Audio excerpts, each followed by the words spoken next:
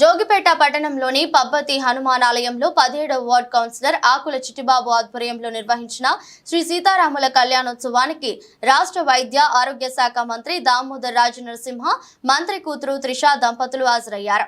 అలాగే BJP MP అభ్యర్థి BB Patil కూడా ఈ కళ్యాణోత్సవంలో పాల్గొని ప్రత్యేక పూజా కార్యక్రమాలు చేపట్టారు. అనంతరం అన్నదాన కార్యక్రమాన్ని నిర్వహించారు.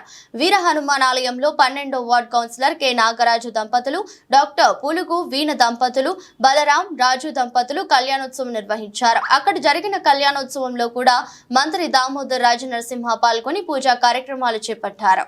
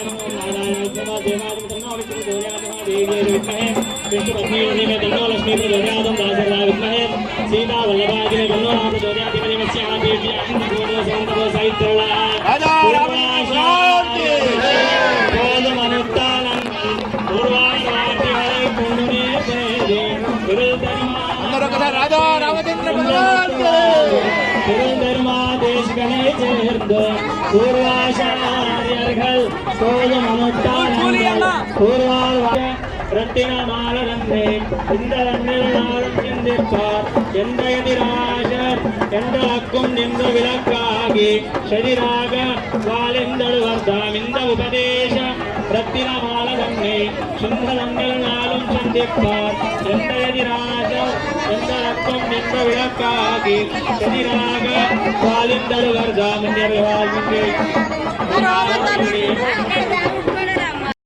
స్వాగతం సుస్వాగతం సగౌరవ స్వాగతాంజలి సమర్పిస్తా ఉన్నాం. సాగు వారికి మరి రక్షాబంధనం మెడలో స్వామివారికి సాల్వ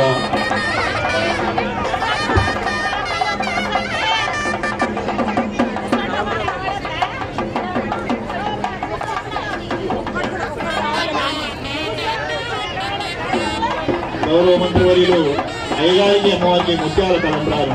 ఈ ముత్యాల తలంబ్రాలను ముత్యాల అశోక్ గారు గత 23 సంవత్సరాలుగా మర్చిపోకుండా ధనవంతు కర్తవ్యంగా తాను సంపాదించే కొద్దిపాటి ధనంలో స్వామివారికి ముత్యాల తలంబ్రాల